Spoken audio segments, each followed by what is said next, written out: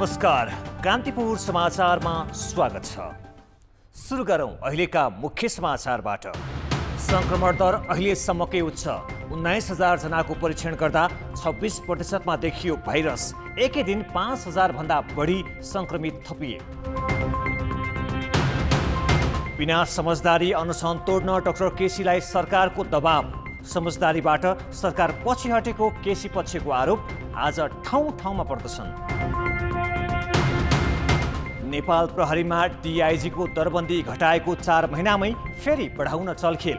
5 दरबन्दी थप्ने गृह मन्त्रालयको प्रस्ताव मन्त्री परिषदमा।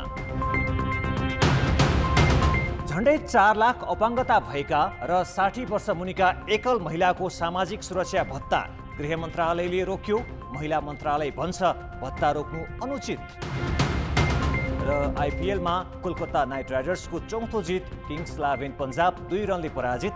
चेन्नई सुपर किङ्स र रोयल च्यालेन्जर्स बेङ्गलोर भेट्दै।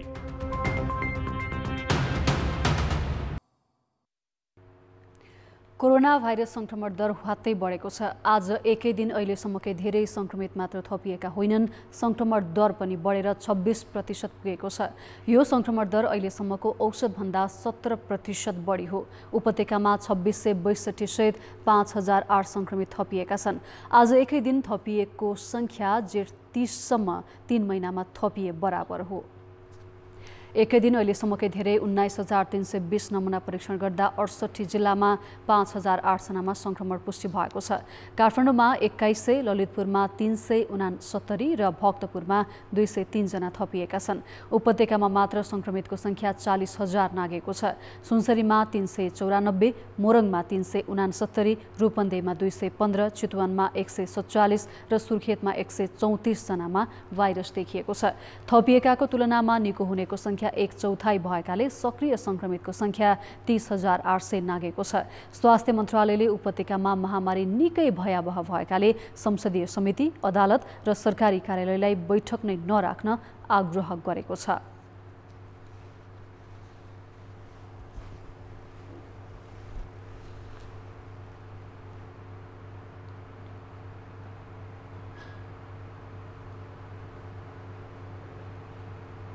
बैंकहरूमा प्राइमरी कन्ट्याक्ट व्यक्तिहरूको टेस्ट नभएको भन्ने गुनासो आएको छ। यसको लागि नेपाल राष्ट्र बैंकलाई यो व्यवस्था मिलाउनका लागि अनुरोध गर्ने। काठमाडौँ उपत्यकामा संक्रमित बढिरहेकोले संसदका विभिन्न समितिहरू, अदालतहरू, सरकारी कार्यालयमा जनस्वास्थ्यका मापदण्ड अवलम्बन गराउन सकभर मिटिङ, बैठक, तालिम, गोष्ठी नराख्न अनुरोध गर्ने। आज 1229 जना संक्रमण मुक्त भएका छन्। यस्तै भाइरसका बिरामीमध्ये 14 जना थपिएपछि मृत्यु हुनेको संख्या 614 पुगेको छ। उपत्यकामा 6, मोरङमा 2 तथा सर्लाही, सुनसरी, धादिङ, मकवानपुर, नवलपरासी पूर्व र रूपन्देहीमा 1-1 जनाको मृत्यु भएको छ। अहिलेसम्म संक्रमित 1,05,684 मध्ये 74,252 जना निको भएका छन्। 321 जनाको आइसियु र 77 जनाको भेन्टिलेटरमा उपचार भइरहेको छ। पर्यटन मन्त्री योगेश भट्टराईलाई कोरोना भाइरस संक्रमण पुष्टि भएको छ। एक साता यता काठमाडौँ बाहिर विमानस्थल उद्घाटनमा व्यस्त मन्त्री भट्टराईले शुक्रबार हल्का ज्वरो आएपछि नमुना परीक्षण गराएका थिए। उनीमा आज संक्रमण पुष्टि भएको हो। उनले हल्का ज्वरो बाहेक खासै स्वास्थ्य समस्या नदेखिएको फेसबुक मार्फत जानकारी दिएका छन्। उनले आफ्नो सम्पर्कमा आएकाहरूलाई सतर्क रहन पनि आग्रह गरेका छन्।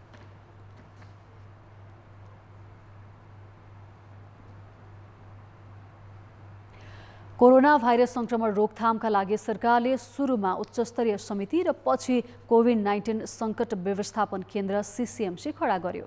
ती संयन्त्र खडा गरिएपछि रोकथाममा भूमिका खेल्नुपर्ने स्थायी संयन्त्र जिम्मेवारी विहीन जस्तै भए। स्वास्थ्य मन्त्रालयले संक्रमण समुदायमा जानु अघि नै बनाएको आपतकालीन योजना सीसीएमसीकै कारण कार्यान्वयनमा आउन सकेन। महामारीले भयावह रूप लिएपछि भने समिति र सीसीएमसी दुवै निष्क्रिय प्राय छन्। देशभित्र आइपर्ने विपद सामना गर्न विपद जोखिम न्यूनीकरण प्राधिकरण छ। प्रधानमन्त्रीले अध्यक्षता गर्ने विपद जोखिम न्यूनीकरण तथा व्यवस्थापन राष्ट्रिय परिषदको निर्णय अनुसार काम गर्नु प्राधिकरणको जिम्मेवारी हो। सरोकारवाला मन्त्री, राजनीतिक दलका प्रतिनिधिदेखि सुरक्षा निकायका प्रमुख परिषदमा सदस्य रहन्छन्। सातै प्रदेश र सबै स्थानीय तहमा पनि यस्तै परिषद रहने कानुनी व्यवस्थालाई बेवास्ता गरी कोरोना संक्रमण न्यूनीकरणका लागि उच्च स्तरीय समिति र CCMC गठन गरियो। दुवैको संयोजक रक्षा मन्त्री ईश्वर पोखरेललाई बनाइयो। तर यी दुवै संयन्त्रका कारण प्राधिकरण र परिषद भूमिकाविहीन भयो भने महामारी नियन्त्रणको मुख्य भूमिका रहने स्वास्थ्य मन्त्रालयले आफूले बनाएको योजना नै स्वीकृत गराउन सकेन। संक्रमण समुदायमा जानु अघि कानुनले जिम्मेवारी दिएका संयन्त्रको अधिकारमा हस्तक्षेप गरेका समिति र संयन्त्र अहिले महामारीले भयावह रूप लिएका बेला भने गुमनाम जस्तै छन्।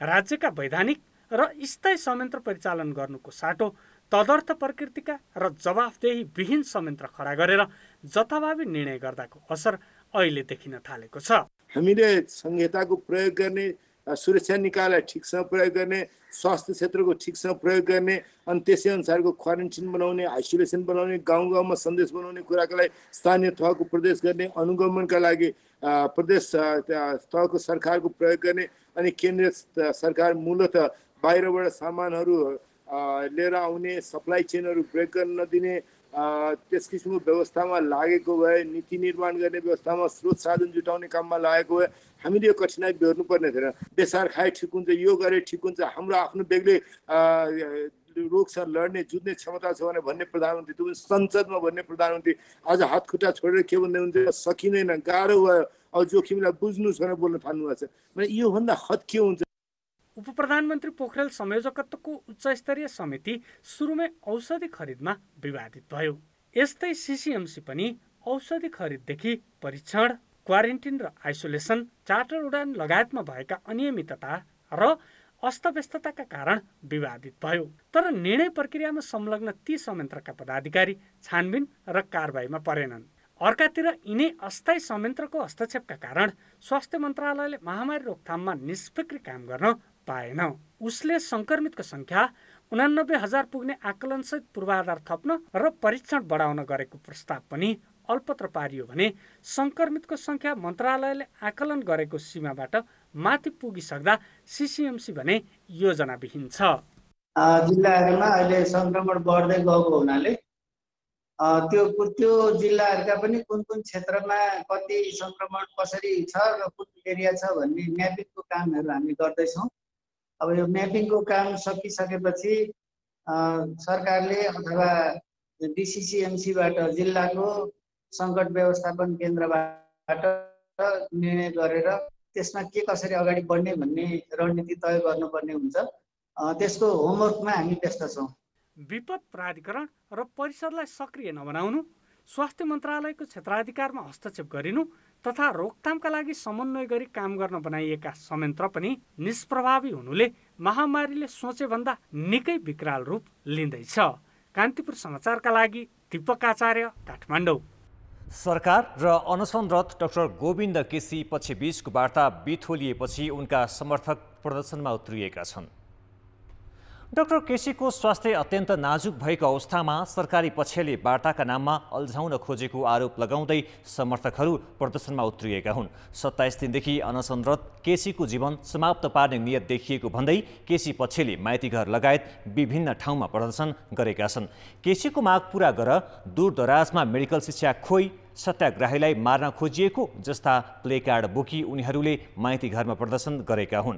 बिहिबार दिनभर छलफल गरी भएको समझदारीबाट सरकारी वार्ता टोली पछि हटेर वार्ता भाँडिएपछि केसी पछि आक्रोशित भएको हो। उहाँहरूले बोलाउनु भयो वार्ताको लागि, तर वार्ताको लागि बोलाउनु भएकोमा त्यहाँ जाँदाखेरि पहिले समझदारी भइसकेका विषयहरूबाट पनि पछि फर्किनु भएको रहेछ उहाँहरू। अनि यो हामीलाई स्वीकार्य छैन भनेर भन्यौँ। हामीले स्वीकार्य छैन भनिसकेपछि उहाँहरूले अब हाम्रो क्षमताभन्दा बाहिरको कुरा छ, यो कि प्रधानमन्त्री कि मन्त्रीको तहबाट चाहिँ अब यो बाँकी कुराहरू हुनुपर्छ, त्यसकारणले हामी चाहिँ असमर्थ छौँ भनेर उठ्नुभयो। अहिले उहाँको जीवन जेसुकै होस्, उहाँ मरे पनि केही फरक पर्दैन भन्ने खालको उहाँहरूको रवैया देखियो अहिले। त्यसकारणले यो उहाँहरूको गैर जिम्मेवारीपना मात्रै होइन कि यो चाहिँ क्रिमिनल नेग्लिजेन्सी हो। यदि यो बिचमा केही भयो डाक्टर गोविन्द केसीलाई भने त्यसको जिम्मेवारी प्रधानमन्त्री र शिक्षा मन्त्रीले लिनुपर्ने हुन्छ। सरकारी वार्ता टोलीले अनसनरत डाक्टर गोविन्द केसीलाई अनसन अन्त्य गर्न अनुरोध गरेको छ। वार्ता टोली संयोजक गोपीनाथ मैनालीले विज्ञप्ति जारी गर्दै कोरोना महामारीले मुलुक आक्रान्त भइरहेको विषम परिस्थितिलाई मध्यनजर गर्दै अनसन अन्त्य गर्न केसीसँग अनुरोध गरेका हुन्। उनले केसीले उठाएका मागप्रति सरकार संवेदनशील रहेको विज्ञप्तिमा उल्लेख गरेका छन्। केसी पक्षले भने यसलाई माग पूरा नगर्ने चालबाजी भनेको छ। माग पूरा गरी केसीको जीवन रक्षाको लागि संवेदनशील नभएको आरोप लगाउँदै नेपाल चिकित्सक संघले आइतबार देशभर आकस्मिक बाहेकका सेवा ठप्प पार्ने निर्णय गरेको छ। ब्रेकपछि समाचारमा पुनः स्वागत छ। सत्तारूढ दल नेकपाभित्र मन्त्री परिषद पुनर्गठन गर्ने सहमति भएको पनि 1 महिना भइसकेको छ।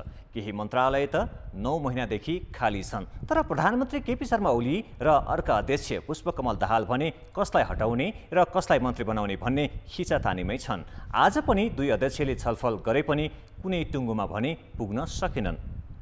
नेकपाको स्थायी समिति र सचिवालय बैठकले प्रधानमन्त्री एवं पार्टी अध्यक्ष ओलीलाई मन्त्री परिषद पुनर्गठन गर्ने जिम्मेवारी दिएको 1 महिना बितेको छ।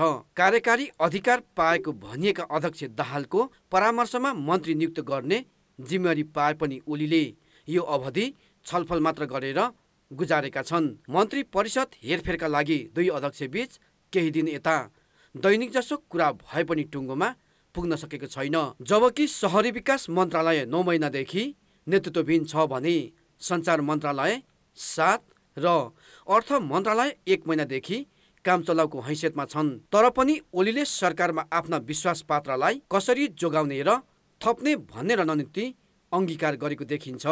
प्रधानमन्त्री ओली खाली रहेका 3 मन्त्रालयमा मात्र तत्काल मन्त्री नियुक्त गर्ने पक्षमा छन्। तर दाहाल 2 वर्ष अवधि पूरा गरेका र कमजोर कार्य सम्पादन भएका मन्त्रीलाई विदा गरेर नयाँ अनुहार पठाउनु पर्ने पक्षमा छन्। त्यसमा उपाध्यक्ष वामदेव गौतमको व्यवस्थापन पनि जोडिएको छ।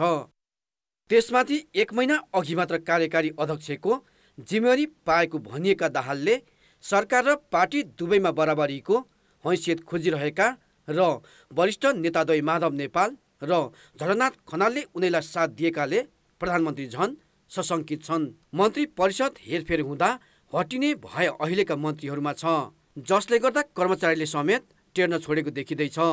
त्यसमाथि ओलीले हेरफेर गर्न नै परेमा केन्द्रीय सदस्यबाट भए पनि ल्याएर आफ्नो पकड कायम राख्न चाहन्छन्। तर दाहालले नयाँ मन्त्री सचिवालय र स्थायी समिति भित्रैबाट ल्याउनु पर्ने अडान राखेकाले मन्त्रीमण्डल हेरफेरको खिच्चातानी झन्झन बढेको देखिन्छ।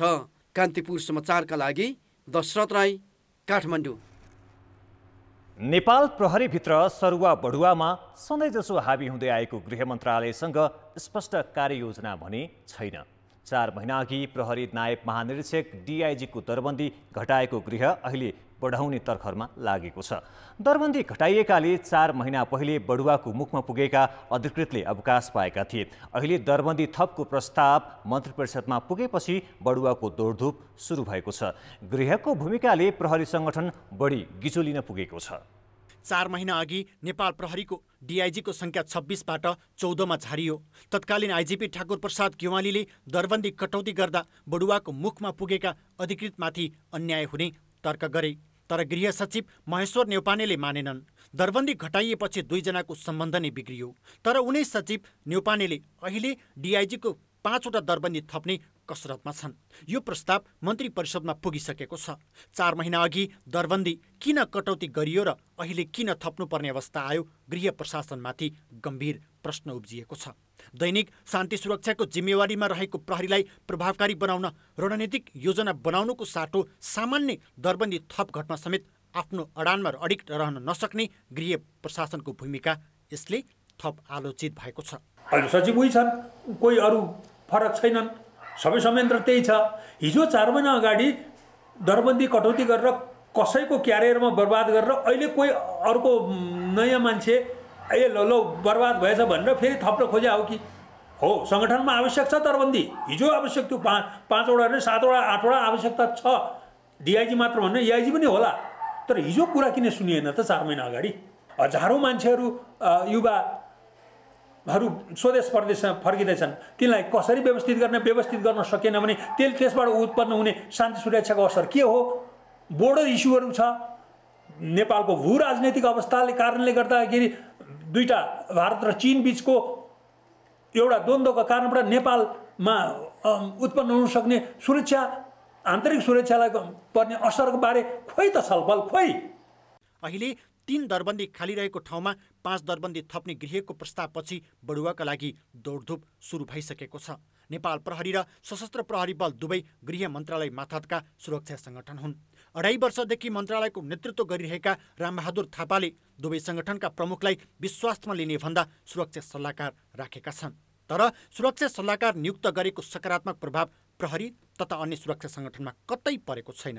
मन्त्रीले सचिवलाई पनि आन्तरिक सुरक्षा बलियो बनाउने भूमिकामा खटाउन सकेका छैनन्। उनीहरू सरुवा र बडुवामा अनावश्यक हस्तक्षेप गरी सङ्गठनलाई गिजोल्नमै केन्द्रित देखिन्छन्। अन्तर मन्त्रालयहरूको इस्युजहरू हुनसक्छ, अरूसँग पनि सल्लाह लिएर के गर्ने। जस्तै तपाईँ भर्खरै भन्नुभयो एउटा कि प्रान्तको चाहिँ प्रदेशहरूको चाहिँ प्रहरी कसरी गर्ने भन्ने कुरामा प्रदेश प्रमुखहरूसँग सरसल्लाह छलफल हुनु पर्यो।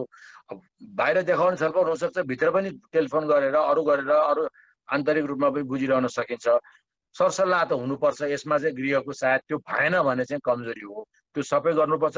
राष्ट्रिय स्तरमा यसको छलफल हुनुपर्छ। यो कुनै सरुवा बडुवाको मात्र र एउटा सामान्य प्रशासनिक कुरा मात्र होइन, यो अलिक ठुलो कुरो हो।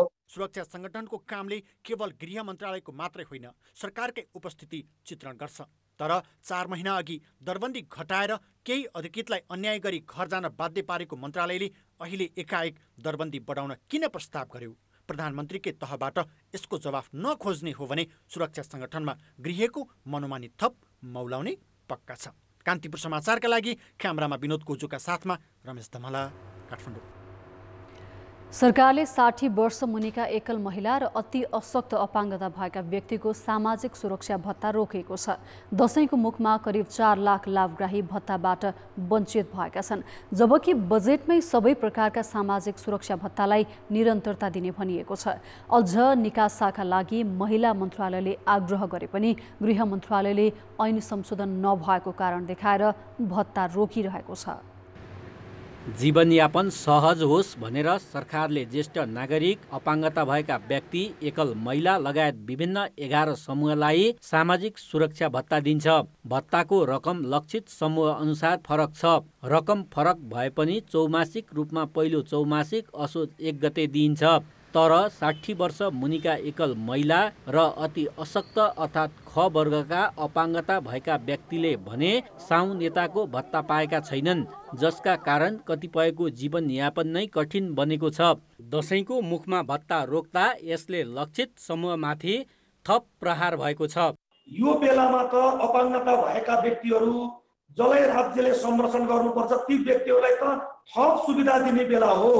अहिले चाहिँ अरू सामान्य नागरिकलाई पनि राज्यले सुविधा दिनुपर्ने, राहत दिनुपर्ने, सामाजिक संस्थाले राहत बाँडिरहेका बेला अपाङ्गता भएका व्यक्तिहरू, अति अशक्त अपाङ्गता भएका व्यक्तिहरूले जुन चाहिँ हिजोदेखि सजिलो परिस्थितिमा पाइरहेको सुविधा अहिलेको यस्तो परिस्थितिमा चाहिँ जुन कटौती भएको छ र त्यसले चाहिँ अपाङ्गता भएका व्यक्तिहरूलाई त गम्भीर समस्या उत्पन्न भएको छ।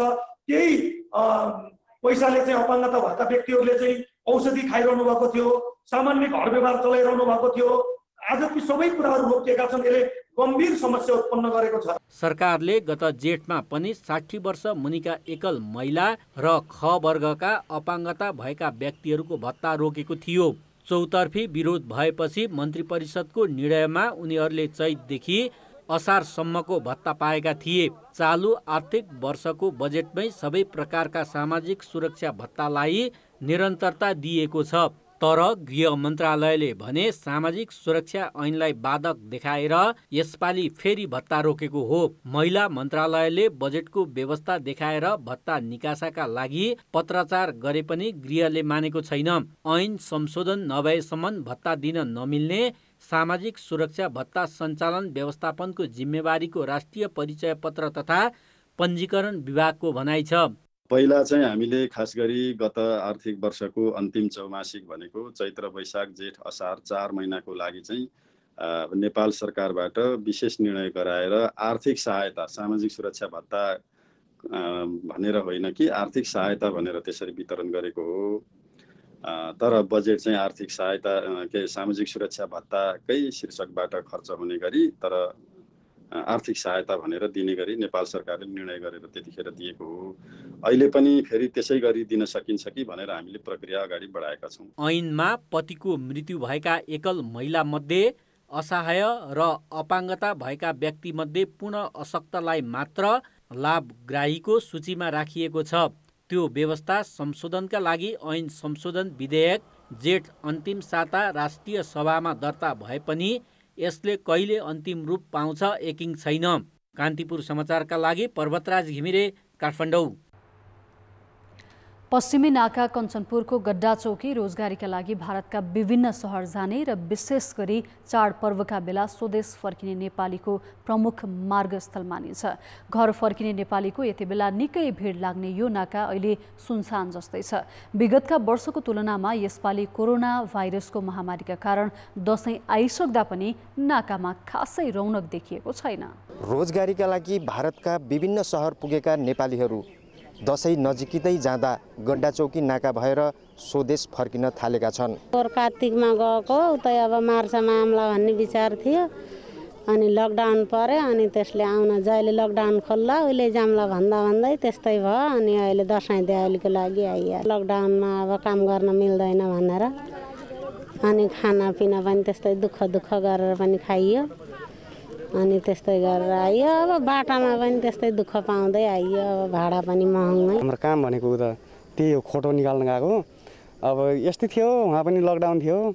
अब लकडाउनले गर्दा अब जनताना जसरी भए पनि गरेर गएर अब दसैँ तिहारको लागि अब घरतिर फर्किँदै इन्डिया नगएर हामीलाई पेट पाली त हुँदैन। केटाकेटी पाल्नै पऱ्यो, केटाकेटी पढाउनै पऱ्यो, दुःख सुख गर्नै पऱ्यो। के गर्ने, हामी गरिबलाई अब नेपालमा रोजगारी छैन। अनि 8-9 महिनासम्म बसियो। दसैँ दिवाली आयो, घरतिर जाऊँ, केटाकेटीहरू छन् अनि रमाइलो गरौँ न भनेर इन्डियाको मन गएको थियौँ। ढुङ्गामाटा काम अब तालुमुतिया रुँगै खडिया भाइ, अनि गरिब दुखी भएर नजन्मिनु पर्ने रहेछ। हामी चाहिँ कामले गएको, लिसो कोटाउनु गएको, लिस निकाल्न। त्यहाँबाट सिजन गइसक्यो, अब आफ्नो घरतिर फर्किनु पर्यो। त्यहाँबाट घरतिर तिहार मान्न दसैँ मान्न आएको। अलिअलि भाडासारा गरिकन घरको व्यवस्था केटाकेटी अनि खेतीपाती मारिकन सब वहीँ लकडाउनले वहीँ फाँसियो आजसम्म। अहिले अब दसैँ तिहार आयो, घर बालबच्चा छ होइन, बालबच्चालाई पनि अब वर्ष भइयो। 1 वर्ष भइसकेपछि अब कार्तिकमा अब घर त फर्किनु पऱ्यो नि। आफ्नै देश, आफ्नै गाउँ, आफ्नै नेपाल होइन। अब वहीँ बसेर पनि भएन, आफ्नो घर त चाहियो। आफ्नै देशमा फर्किनु पऱ्यो, जसो भए पनि लकडाउन भए पनि जे भए। त्यो इन्डियामा चाहिँ बस्नु भनेको त एकदमै अप्ठ्यारो थियो। लकडाउन थियो, त्यसमा चाहिँ हामी 30-35 दिनसम्म चाहिँ हामी कोही बेला भुकै बसेर पनि काम गरियो। रानो नभएको चाहिँ मौरी जस्तो भइयो। त्यो दिनको क्षण सम्झिँदा धेरै चाहिँ याद आउँछ, किन भन्दाखेरि न यताको न उताको। त्यो हिसाबले हामी एकदमै कठिनमा थियौँ। कोरोना भाइरसको महामारीका बीच भारतबाट स्वदेश फर्किने नेपालीहरूको सङ्ख्या अन्य वर्षको तुलनामा यसपालि निकै कम छ। कान्तिपुर समाचारका लागि क्यामेरामा चिरायु थापाका साथ तेज सिंह मुस्कान, गड्डा चौकी, कञ्चनपुर।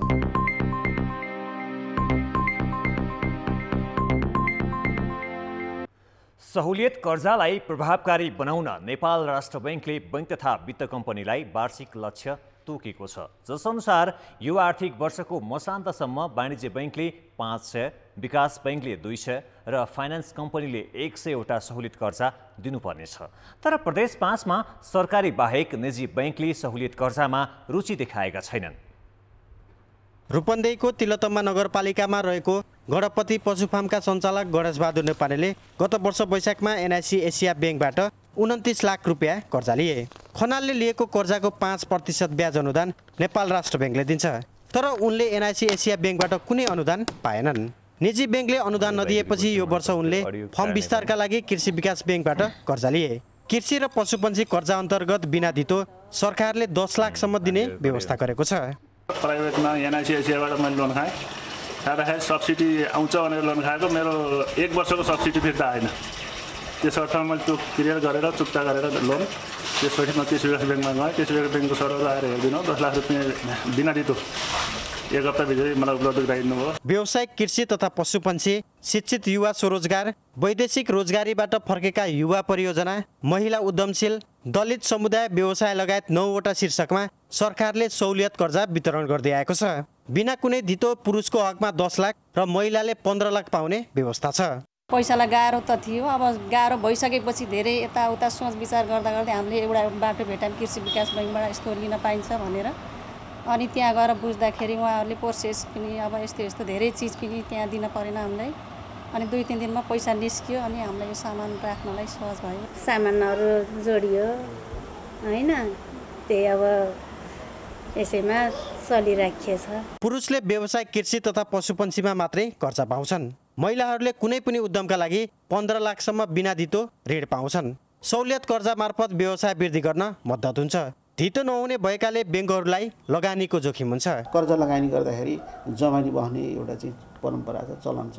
त्यो जमानी बस्ने मान्छे पनि व्यवस्थापन गर्न सकेन भने हामीले लगानी गर्न सक्दैनौँ। र त्यस हिसाबले पनि बिना धितो कार्यक्रम चाहिँ जुन सरकारले जुन हिसाबले चाहिँ ल्याएको छ त्यो हिसाबले चाहिँ बैङ्कहरूले गर्न सकिरहेको अवस्था नभएको। सहुलियत कर्जा लिएमा पुरुष ऋणीले 5 र महिलाले 6% ब्याज अनुदान पाउँछन्। प्रदेश 5 मा कृषि विकास बैङ्कले बिना धितो 200 बढी व्यक्तिलाई कर्जा दिएको छ। धितो बिना लगानी जोखिम भएको बहानामा निजी बैङ्कले भने लगानी गर्न मानेका छैनन्। कान्तिपुर समाचारका लागि भुवन पाण्डे, बुटवल, रूपन्देही। अब जनमतको अन्तिम परिणाम। जनमतमा हिजो हाम्रो प्रश्न थियो, रोजगारी सृजना गर्ने कार्यक्रम कार्यान्वयन नहुनुमा कसलाई बढी दोषी देख्नुहुन्छ? ए, कर्मचारी संयन्त्र, बी, राजनीतिक नेतृत्व र सी, प्रतिकूल परिस्थिति। जनमतको अन्तिम परिणाम यस्तो छ, ए, कर्मचारी संयन्त्रमा 16%, बी, राजनीतिक नेतृत्वमा 74% र सी, प्रतिकूल परिस्थितिमा 10%।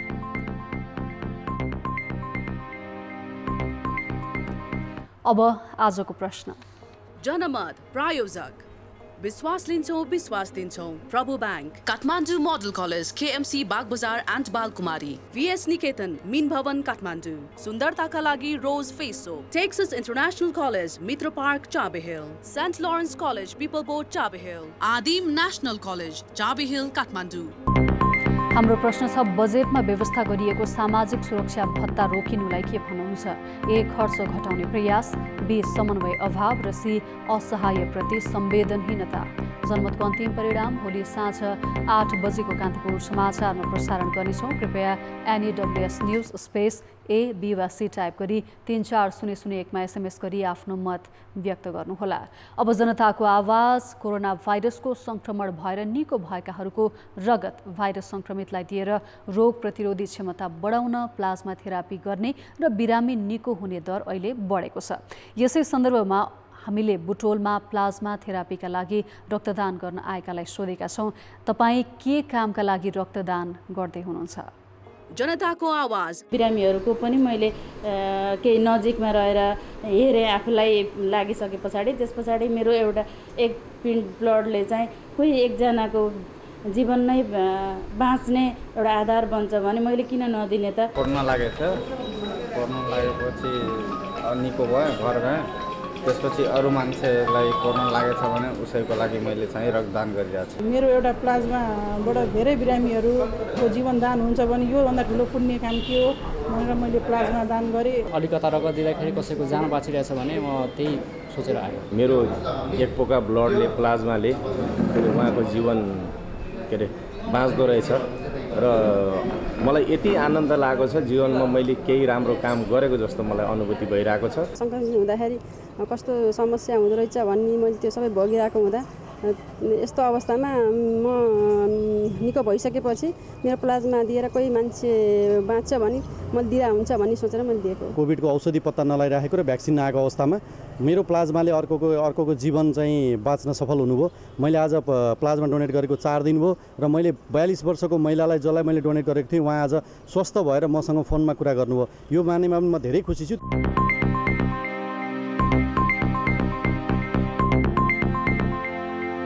सामान्यतः आफन्तजनको निधनमा दागबत्ती दिनेदेखि काजक्रिया लगायतका संस्कार र परम्परा पुरुषले गर्ने प्रचलन छ। समाजको यही विभेदकारी मान्यता तोड्दै एक युवतीले बेवारिस हिसाब व्यवस्थापनको अभियान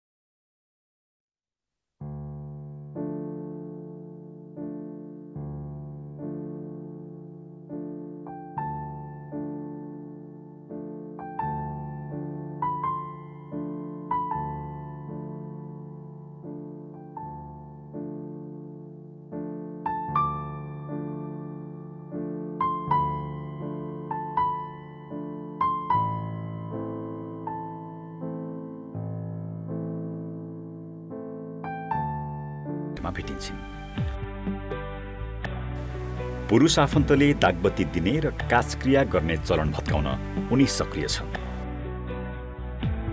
म्याग्दी घर भई हाल काठमाडौँ बस्ने सपनाले मरेपछि कोही नहुनेहरूलाई दागबत्ती दिने अभियान नै चलाएकी हुन्। म त यति धेरै भाग्यमानी कि जसले हरेक समय एउटा घरको कोही पनि नभएको बेवारिसेको वारिस बनेर हामीले आफ्नै हातले दागबत्ती दिन्छौँ। मैले सुरुमा दागबत्ती दिने बेलामा मैले मेरो परिवारसँग सल्लाह गरेको थिएँ। छोरी मान्छेले दागबत्ती दिनु हुँदैन भन्छन्, बेवारिसे कोही पनि नभएको आफन्त नभएको मान्छेहरूको दागबत्ती दिँदा मैले हुन्छ भनेर मैले प्रश्न गरेको थिएँ कि अनि मेरो मम्मीले भन्नुभएको थियो तिमी दिँदा हुन्छ तिमी त हाम्रो छोरा हो भन्नुभएको थियो। र त्यही माथि मेरो बुवा विनयजङ बस्नेतले एकदमै धेरै हौसला दिनुहुन्छ। म एउटा नारी मात्रै नभएर एउटा छोरै हो कि जस्तो आत्मविश्वासहरूले दिनुहुन्छ।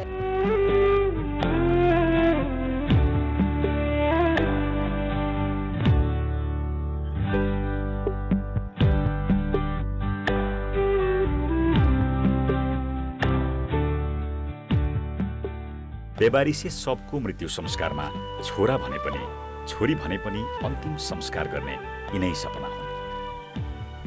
16 वर्षको उमेरमै दुर्व्यसनमा फँसेपछि आफै अलपत्र जस्तै बनेकी सपनाले आफ्नो नयाँ जीवनका रूपमा यस अभियानलाई अँगालेकी हुन्।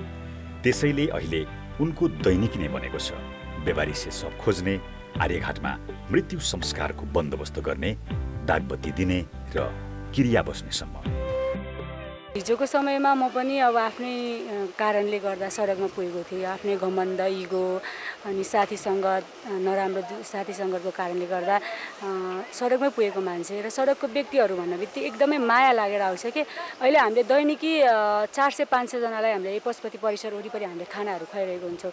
आज जसरी त्यो खानाको खुवाउनेको लाइनमा त्यतिका धेरै मान्छेहरू हुन्छ नि, हिजोको 2 वर्ष पहिला म पनि त्यही लाइनमा कसैको खानाको प्रतीक्षा गरेर बसिरहेको हुन्थेँ।